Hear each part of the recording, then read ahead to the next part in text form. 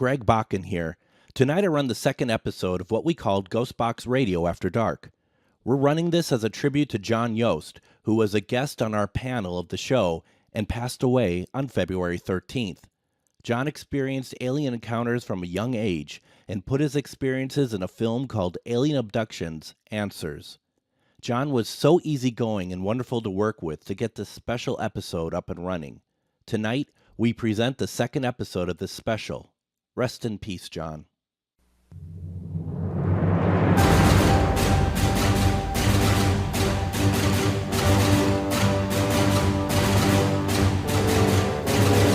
There are unexplained topics that just can't fit into an hour. Alien abduction, cryptozoology, demonic possession. We can't hide from these subjects. They must be talked about. They cannot be ignored. We are believers, and we can discuss them here. This is GhostBox Radio After Dark.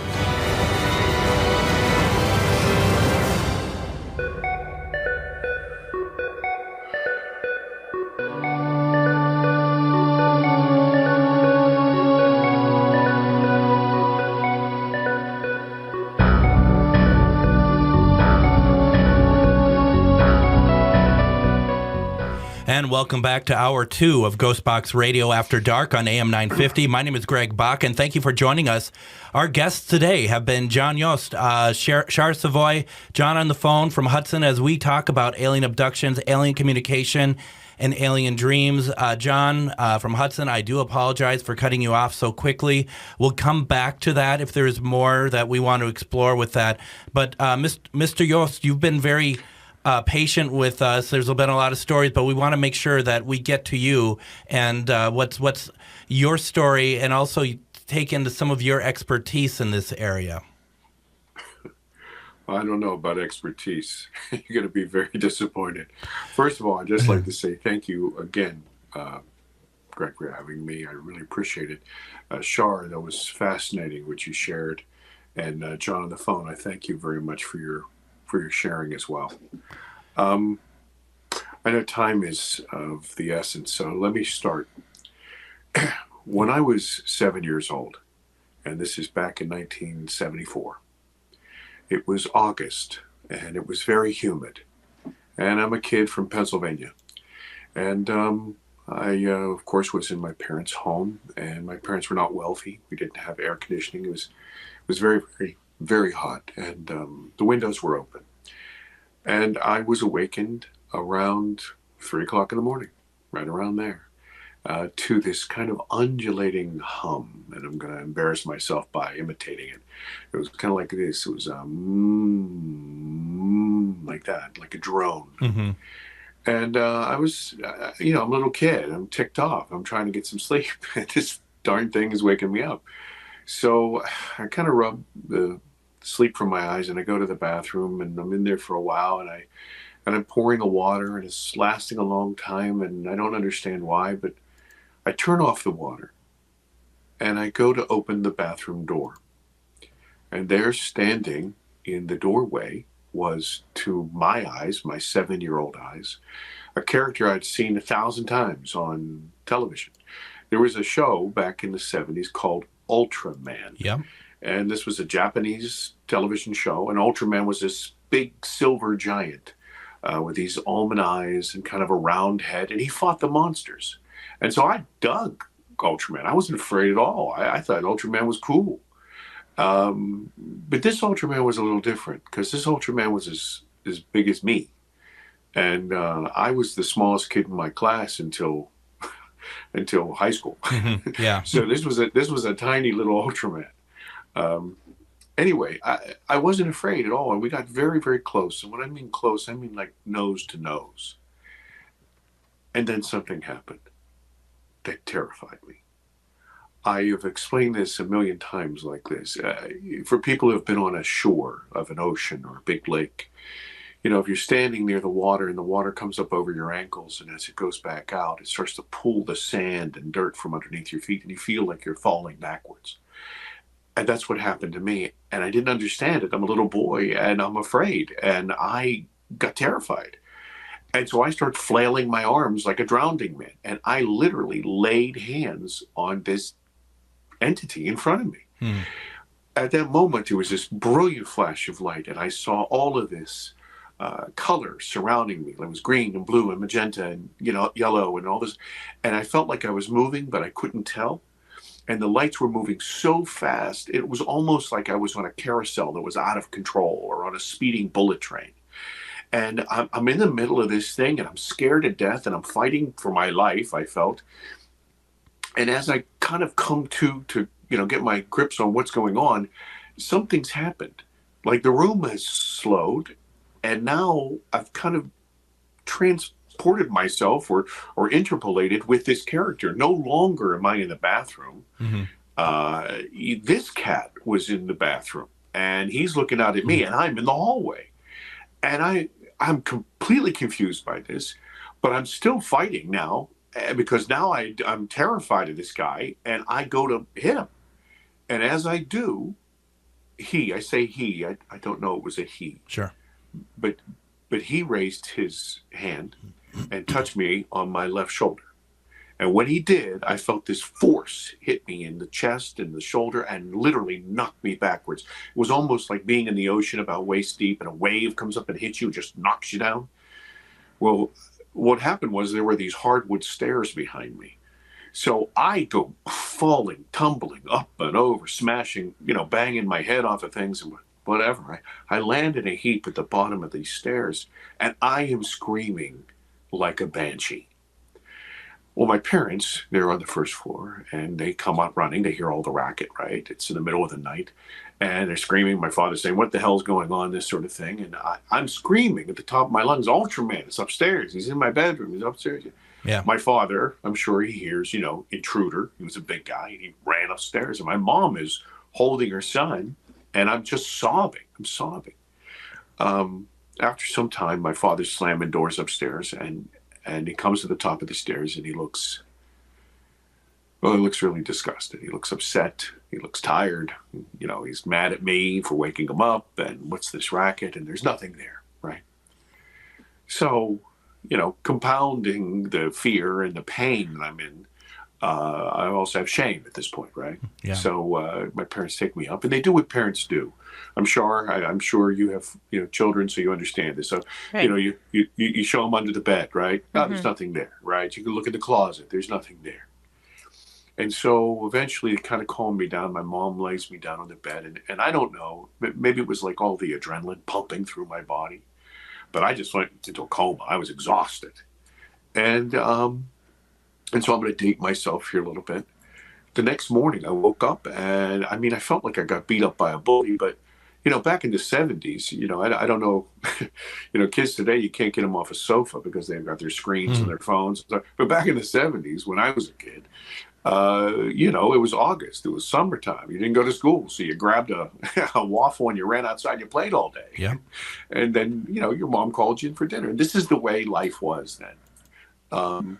So my mom calls me in, and I played all day, and she said, listen, you are disgusting.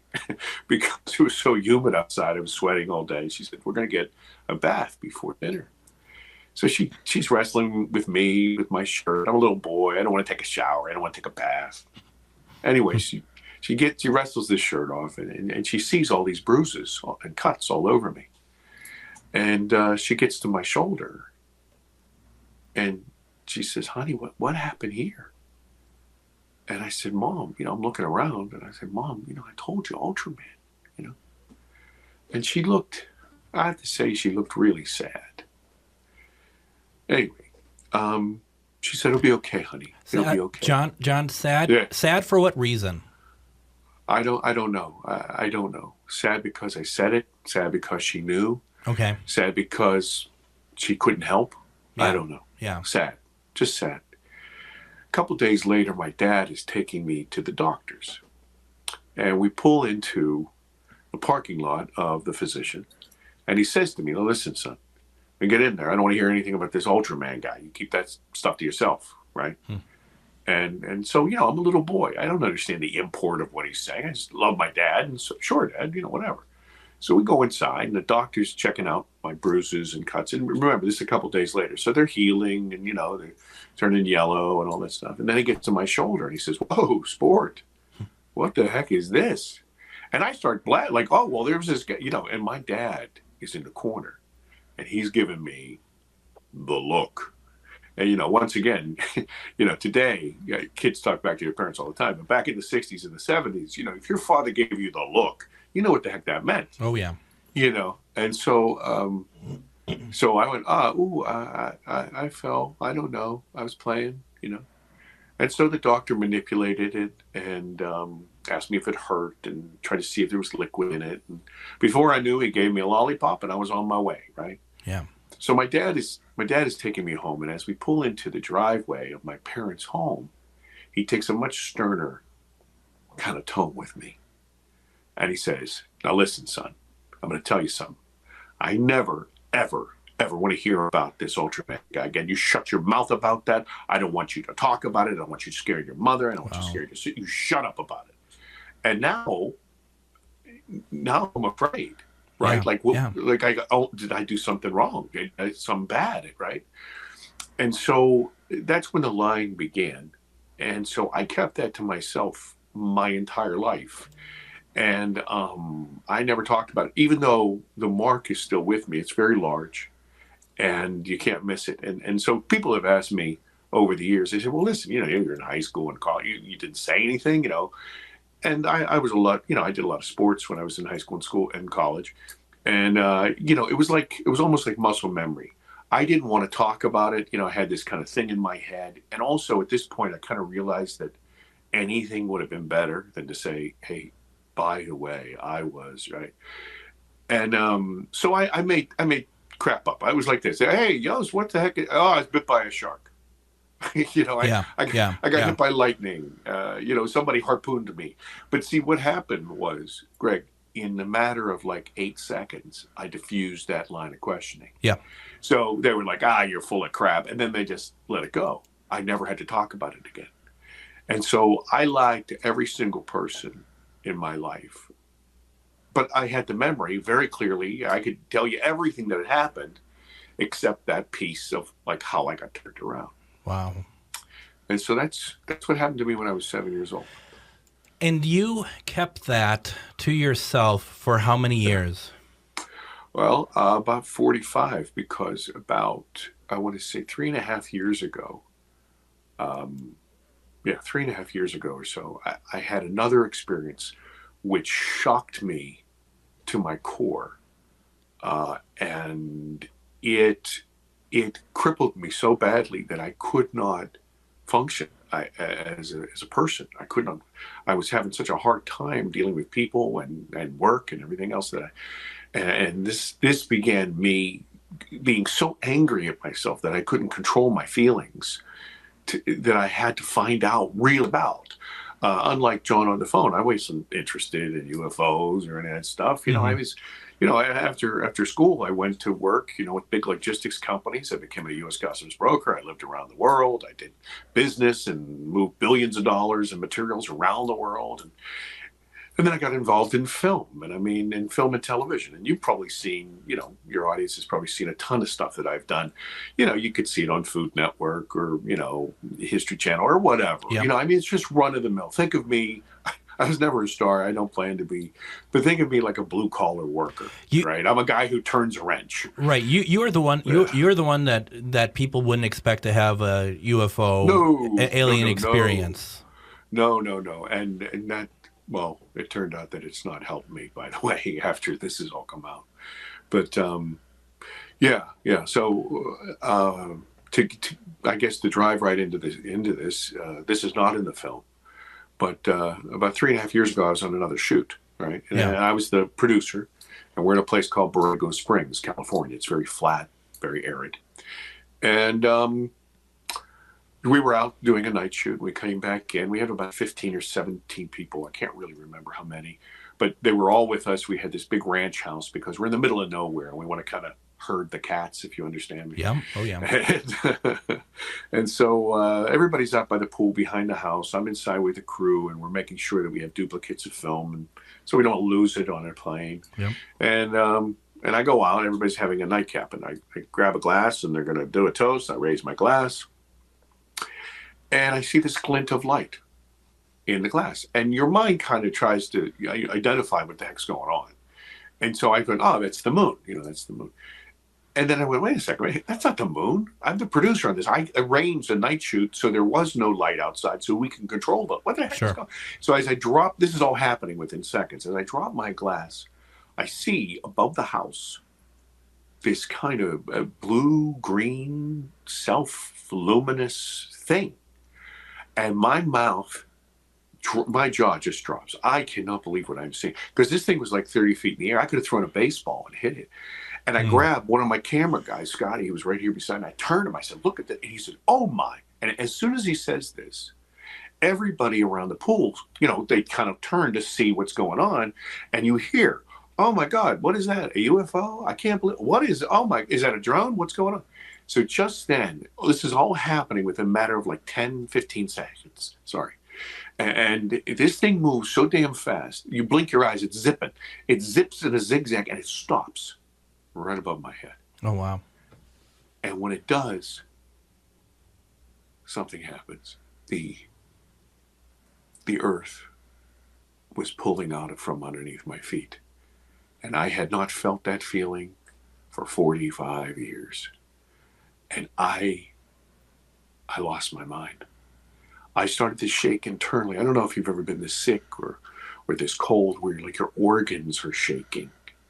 And that's what happened to me. This thing zips away. People are still talking. It's about 20 feet away from me, where everybody's like, oh my God, And then it just floats out into the distance. It's very flat there. And then it blinks out. We all watched it for over a minute and a half. And everybody's just buzzing like this is the greatest thing since sliced bread. And I am dying. Right. I go back to the room. I make some stupid excuse, and I go back to the room, and I shut the door. And I'm not proud of this, but I barricaded that door with the bed and my luggage. And I sat in a corner, and I cried my eyes out. And you have to understand, this is not some 50-year-old guy dealing with something. This is a 7-year-old kid who never dealt with something. Yeah. And I was so angry with myself. My kind of job is, very detail oriented, lots of checks, and you're dealing with a lot of money. Usually it's not yours. And you have to, the audit trail is very tough. And I was angry that I could not control myself. I thought, you know this stuff. This happened to you when you're a kid. You know. The next morning I wake up, I'm mad. I slept just barely. Very, very fitful, almost no sleep. I hit the showers. I go out, I grab a coffee. I'm going to walk outside. I'm going to kick butt today. And I can't go outside. I'm petrified of big sky. And I am petrified of that water. And I can't go outside. Now, remember I told you I was the smallest kid in my class until, today I'm about 6'3" and 270 pounds. I'm not really afraid of most things. People usually leave me alone, that sort of thing. Yeah. So me being afraid to walk outside is intolerable. And I'm seething angry with myself, but I cannot budge. So I have to get other people, and I have to go check, locations. I got to get people to go with me. Yeah. It's embarrassing. Somehow I get through the shoot. A couple days later, and thanks to Irish whiskey, I got back to the coast. Mm-hmm. And but when I got off that plane, my family and friends knew there was something wrong. It got so bad that I couldn't go to work. I would get to work so early and wait for people to arrive and then run so I could walk in with them so I didn't have to be under the sky. And it was destroying everything. It was poisoning everything in my life. And I couldn't talk about it. I couldn't tell anybody, listen, I've lied to you my entire life. Let me tell you this story. I couldn't do that. And so, smarter people would have looked for some help, right? But I'm dumb. So I was going to solve this myself. And so I started to read. And then, like Shar, I started to watch, some interviews with other people about things that had happened. And then I started to talk to people. and ask them questions about their experiences. That led me to filming them, and then that finally led me to sharing my experience. And what I realized was that there were thousands upon thousands of people who maybe have never talked about it. Maybe they were petrified like me. Maybe they needed help. And so I started, that was the germ of the idea for the film, to literally help these people, that I could be the idiot. I could ask the hard questions. I could be their scaramouche or their fool. Yep. And I could ask those questions. They could sit in the safety of their living room. Put them at ease. And then they could, if it got too hot for them or whatever, they could turn it off or they could turn it back on or whatever. But maybe it would help them. And that was really why this film, my film, Alien Abduction Answers, was made. We have a lot more to discuss here, a lot more areas to go. Let's take our break, come back. We're going to continue our conversation about alien abductions, talk more to John. This is GhostBox Radio After Dark on AM 950.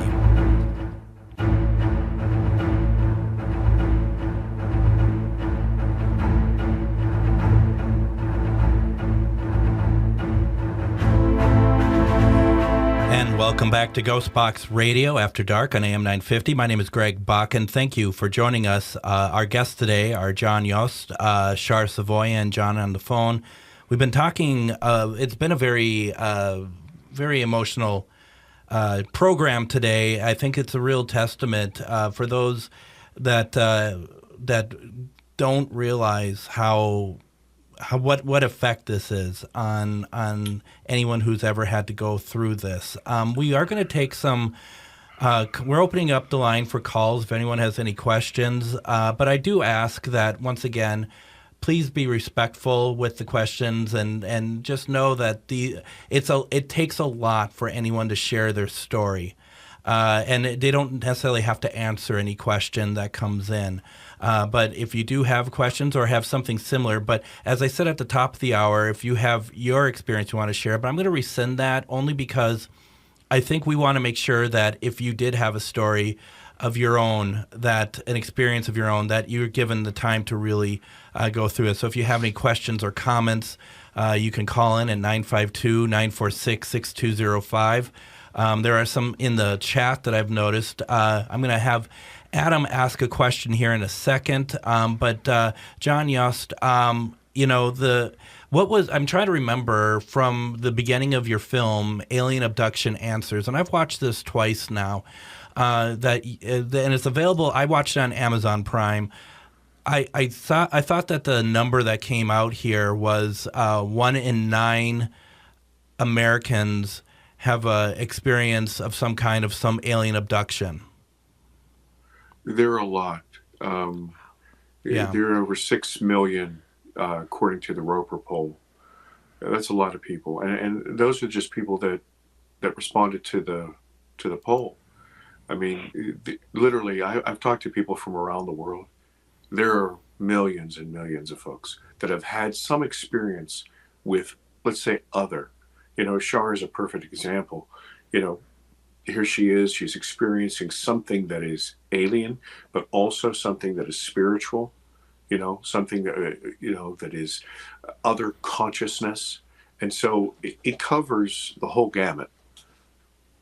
Yeah, I mean, and that's the thing. I mean, there's so many things that I've watched in the past that people are just going through experiences, but the thing that has really hit me. John, once again, I'm watching you, and after you got done going and reliving that stuff and telling us, I watched you. What were you feeling when we went to break? I had to make the film, and I couldn't watch it. I couldn't watch my regression. I couldn't watch it, and I could only watch it in pieces, and it was difficult because. When you're editing something, you have to rewatch and rerun. And I've talked to a lot of people, but, I always make some stupid joke about it. I say, look, this body that I have is not the result of one double whopper. It's the result of years of abuse, right? And so, you can't hold that kind of trauma in you and expect, you take a pill and call me in the morning and you'll be better. there's this residual kind of fear, this residual kind of trauma that you feel. And also, I would be remiss if I didn't say this. It wasn't just necessarily the childhood experience of being taken from everything that I knew.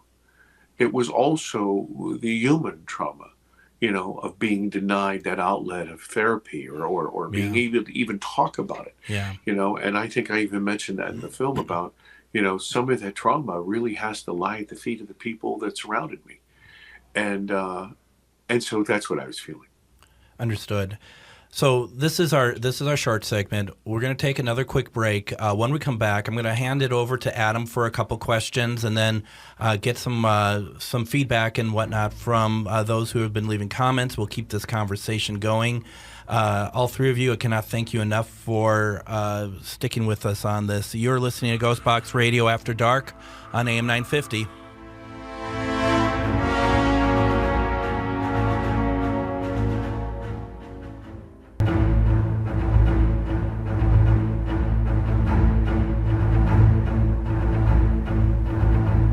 And we have a couple events that are coming up that I just want to talk about while we have you all with us. On June 3rd, Shar Savoy and I are going to be headlining over at Waverly Hills Sanatorium in Louisville, Kentucky, along with Denise and Ernie Pack. We're doing a day, a paranormal, what are we calling that? Workshop. Thank you. It's words are going away. This has been a heavy episode for sure, and I'm not even the one telling anything.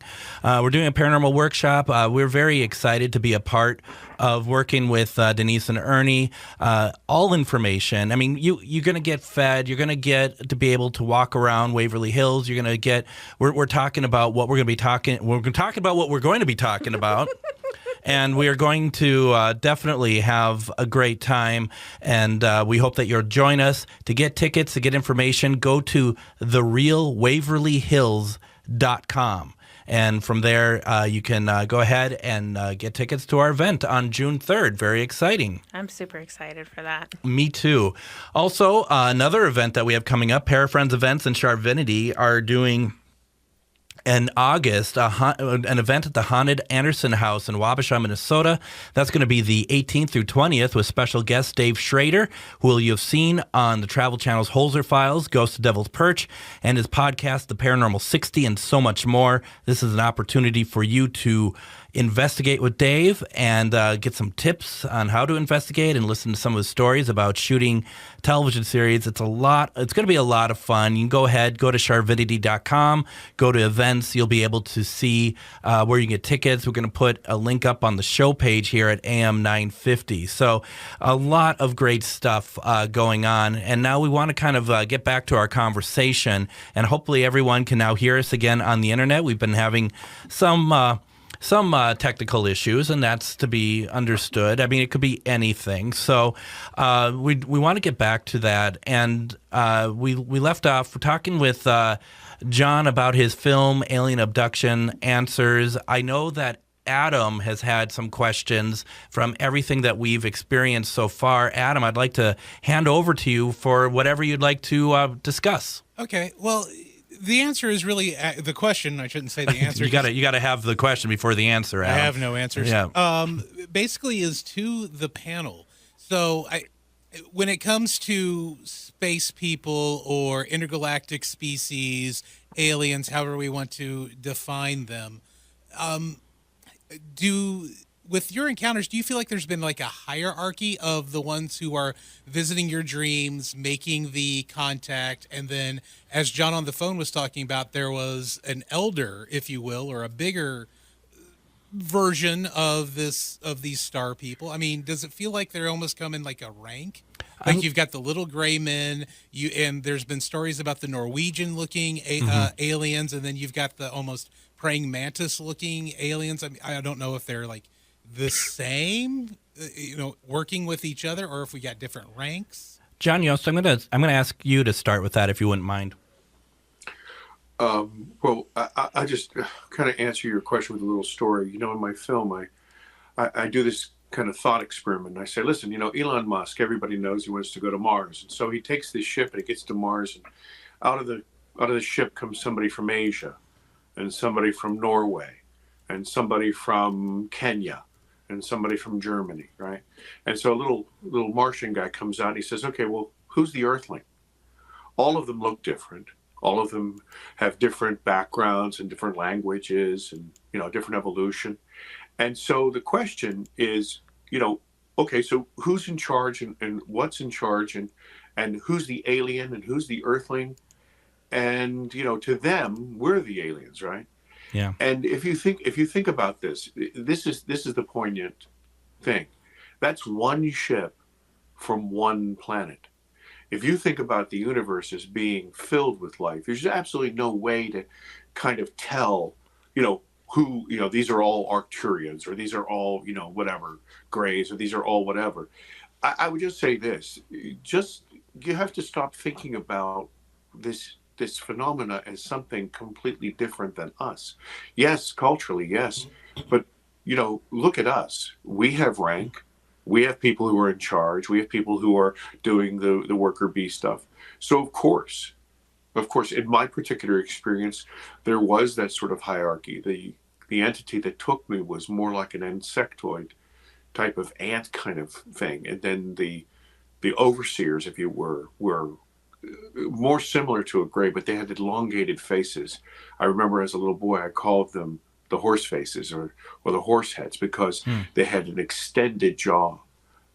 So I know there's a long answer. I apologize. You're good. But that's just some thoughts about that. That's really interesting. Shar, do you have any thoughts? I guess I would have to agree with that too. I mean, just as much as we have different nationalities here, there's different, I don't want to say nationalities out there as well, and maybe regional variants, right? And maybe the only ones that we talk about, the ones we always hear, the Greys or whatever. Yeah. Maybe they're the only ones in this galaxy. Maybe another galaxy has something completely different. I don't know. John on the phone, what's your thought? Yeah, I totally agree with that as well. With my experience, what I have experienced, it was more similarity to a Grey, but more of a Norwegian. Kind of a blend? A blend, a mix. Yeah. A blend. Yeah. Very, very interesting. Now, John Yost, what do you think about? Do you believe without a doubt that these experiences are from other planets, or do you think there's any possibility of some kind of Earth time travel that might be some sort of Ouroboros or something? Yeah, I tend to think that we often try to define things, like I said, about our ego. We're just wired that way. We want to say, these are aliens or these are time travelers. I tend to think of things in buckets of experience. For example, humans have, we're kind of insulated. This morning you woke up and you pressed a button and you had magic coffee, right? And then you pressed another button and you could talk to anybody on the face of the planet on that little box in your hand. We kind of, are isolated from the real world. We live in our own kind of design matrix. So we don't really understand nature the way our ancestors did a couple hundred years ago, who were people of the land, who hunted and gathered. And so from the beginning of time, people talked about lights in the woods and little people and elves and all this other stuff. And that's the way they understood that type of, intelligence that was literally coexisting with us on the planet. But if you took a kid who only plays on his phone and took him out in the woods, he'd say, oh, that was an alien. Okay. Yeah. So because that's his mindset. So there's that bucket of experience that Gaia itself, Earth itself, has its own sort of consciousness. There's something here besides us. The second bucket of consciousness, or the second bucket of experience, has got to be this. Look, there's tech that we have been exposed to that we don't know about. Yeah. Our government and other governments have had tech, and they admit it now. They kind of say, yeah, well, we did it because of national security or whatever. So there's that bucket. There's also a bucket that says, look, guess what? Nuts and bolts craft are coming from other places and they're coming here. And you know what? I'll tell you something crazy. Guess what? We humans, we have satellites that go to every one of the planets in our own solar system. So we're visiting other planets. And you know what? We go there and we take measurements and we take pictures and we take all kinds of other things. And I'll tell you something. If we saw a three-headed elk somewhere, we would come down in Black Hawk helicopters and we would tag it and watch its migration. because Yeah. that's what we would do. Yeah. The reason we have a hard time with that is because our egos are so big that we're the top of the chain, right? Yeah. This can't happen to us. And then also there's this other experience, and Shar can probably really speak to this.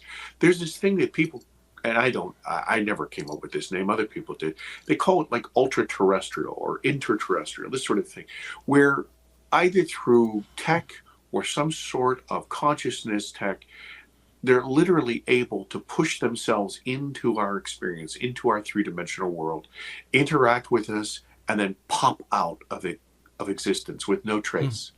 And I think what's happening is we try to say, okay, this is this, when meanwhile it could be a combination of those things, or it could just be, this is my experience, this is what I had, and you might have experienced something completely different. I laugh all the time. I listen to your weather, you're going to experience rain, right? So tomorrow when you call me and you say, hey, listen, it's raining, I could say, no, it's not, because here it's not. But that doesn't mean it's not raining where you are. Yeah. Right? Yeah, exactly. So we're all experiencing that. I know that's one thing. I'm an Irish guy, so that's all I do is talk. If we had whiskey, we'd be here for weeks. Oh my gosh! And I wish we did have whiskey. Adam, what else you got? What else you got for us, Adam? Okay, so the other question goes, it's about the UAPs that were both seen by the Johns. John in his later life saw the ones with the lights. John on the phone had seen this like triangular one. The question goes out to both of them really was it like a flat triangular, or was it like more of a pyramid triangular that apparently has been spotted over the last decade or so throughout the U.S. and Russia? So one that's either stacked, right, like stacked, multiple like floors. like it looks like a pyramid, or one that's more flat that looks more like what are now being called the tic-tacky ships. John on the phone. Let's hear what you got. Mine was completely flat. I would say thick though, maybe 3-4 stories, but flat.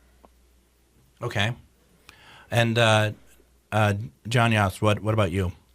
Yeah, I didn't see a triangle. What it was is it almost was like an egg, almost like a pear almost.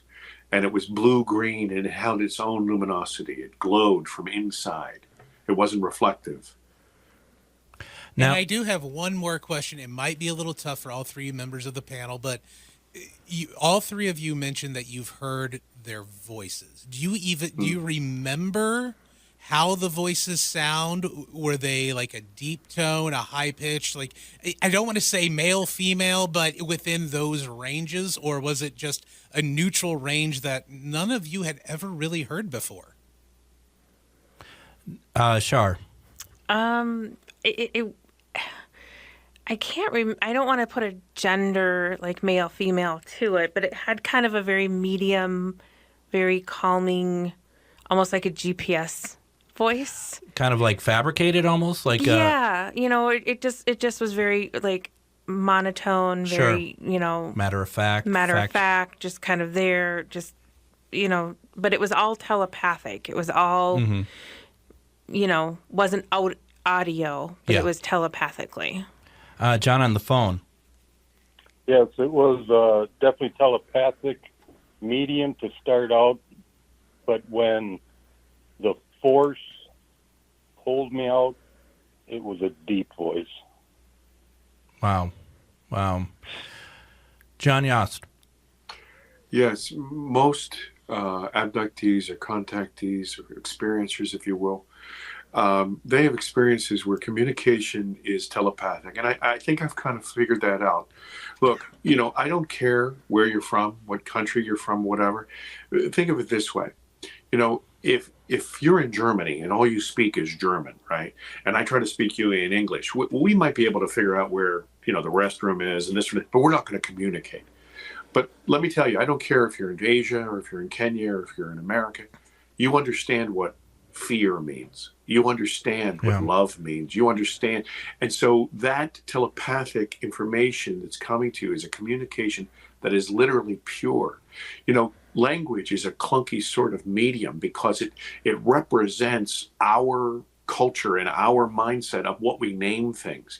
But pure thought is universal.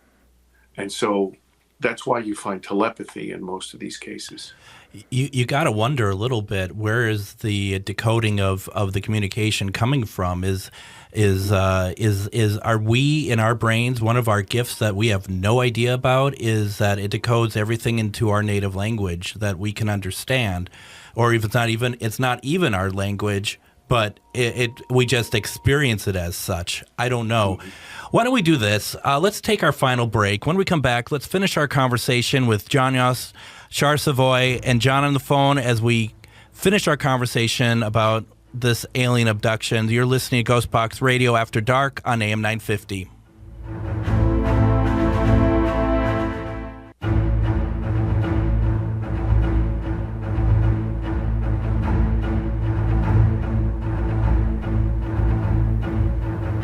And join me tomorrow on GhostBox Radio with Greg Bakun as we replay our conversation with Matt Neen. Matt also had an incredible, unique UFO story that is not an abduction. In fact, I've never heard anything like that. Check it out tomorrow at 4:06 p.m. Central Standard Time. And then on the 16th of April, we'll be back with a live episode of GhostBox Radio with Greg Bakun as we have on Chris McKinnell. Chris is the co-founder of the Warren Legacy Foundation. This is a foundation that helps many people around the world with paranormal situations that they can't deal with on their own. It was also co-founded between Chris and Lorraine Warren. That's going to be Sunday, April 16th at 4:06 p.m. Central Standard Time. We have very little time left, so I'm going to ask everyone that we talk to talk a little bit quickly. But Shar, I said, I wonder where that message gets decoded, and as soon as we went to break, you said, I know. Yeah. So how does that work? Well, as a medium, so when I get this information, it comes in and there's just it's a knowing, a cognizance. You just know it. So right. However the spirit is sending the information, I decode it and then I can use words for it. And I feel like that's how they talk as well, telepathically. They send that information to you. It's just knowing. It's like I just know what they're saying, and it's being decoded within yourself. So we are the decoders. We are. And that's a special gift that's part of us. Right. Now, as far as John on the phone and Shar, you're both paranormal investigators. Kimberly says, I feel like the alien and spiritual may be intertwined. Shar. Absolutely, 100%. There's all energy. It's an energy being on either side. They just have different energies. John on the phone, what's your take? I agree with that 100%. Yes, I don't know how other else to take it. Yes, I agree. Do you think it's possible, real quick, with the other investigations that you all both have done in the past that might have been maybe not necessarily spirit, but in fact more of alien energy? Absolutely. John? Yep, very, very, very possible, yes. And John Yost, I don't know if you do any paranormal work, but real fast, what is your take on that? It's a fact that everything is energy. Yep. It's just faster or slower. So I would have to agree with both of those investigators. I don't do any paranormal investigations, but just in the factual truth that everything is energy. Yes. So John Yost, you've talked to a lot of people who've told their story. Do you have any sort of resources for people who want to share their story, that maybe want to feel a part of something, of people who have similar situations? Is there anything out there that you would recommend for people? Well, two things. I mean, first of all, I made the film for us, for people, as a catharsis for me, but also it gave me a sense of peace. And I hope that people who are struggling with these things, or they need some answers, that they can find their own in that film. The second thing is that if anybody is interested in exploring one of the things that I went through that I thought was total bunk, but I found out was really rock solid, was quantum healing hypnosis, which literally took me back, and I literally could walk through those things. There are so many things that our mind picks up. Remember, our subconscious is picking up millions of bits of information right now that, your conscious mind is busy with just this conversation, but you can hear that little hum in the wire. You can, you're experiencing the room with Shar there. There's all of this tapestry that is an experience that you can pick up. And my experience with Deb's Shakti in the film was one of the most beautiful and wonderful things that I had ever done. I would have told you that you were full of crap 5 years ago, but I'm going to tell you something. She is a fantastic person, and really somebody who has a real service to others personality. Yeah, that is a very powerful part of the film. To see John Yost's film, Alien Abduction Answers, you can get it on. I've been watching it on Amazon Prime. Is that a good place to go view it, John? Absolutely. It's all throughout North America right now on Amazon, on iTunes, on Apple TV, Google Play. You can rent it on YouTube. And then the 29th of this month, April, it will be international, so around the world. Congratulations. Thank you, sir. To get a reading from Shar, please go to sharvinity.com and also check out metamorphosisconnections.com. And thank you, Shar, for being on. Thank you for sharing something very personal like that. Thank you for having me. And John on the phone, thank you for sharing your experience with us. I hope that there's others who heard all of your stories, that they know that they're not alone. And Mr. Yost, I didn't thank you for being on. Thank you so much. I really appreciate it. I thank you guys for your time. I really appreciate you, Shar. I really appreciate you, John, on the phone, and Matt, and you too, Greg. Thank you. Thank you. And Adam, thank you for taking part tonight. It's been great to be able to kind of share the mic with each other. I really appreciate it. Always an honor. So once again, tomorrow we're talking a different sort of alien interaction with Matt Neen on GhostBox Radio at 4:06. On the 16th, we're going to have Chris McKinnell from the Warren Legacy Foundation. And this has been GhostBox Radio After Dark with Greg Bakun on AM 950. Thank you all for joining me, and take care, everybody.